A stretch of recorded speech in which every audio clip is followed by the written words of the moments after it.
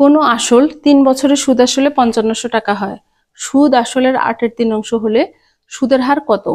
তো ধরি আমরা কি ধরবো যে আসল 8 টাকা। 8 টাকা কেন ধরলাম? যাতে আমাদের কাটাকাটি করতে সুবিধা হয়। তাহলে সুদ সমান কত হবে? 8 এর আসলের 8/3 মানে 8 এর 8/3।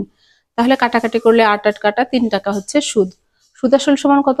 8 যোগ 3 মানে আসল যোগ সুদ সমান হচ্ছে 11 টাকা। সুদ আসল 11 টাকা হলে সুদ কত? 3 টাকা। সুদ আসল 1 টাকা হলে কত হবে? 3/11। সুদ আসল 5500 টাকা হলে কত হবে? 3/11 গুণন 5500। তো কাটাকাটি করলে কত হয়? 1500 টাকা হচ্ছে সুদ।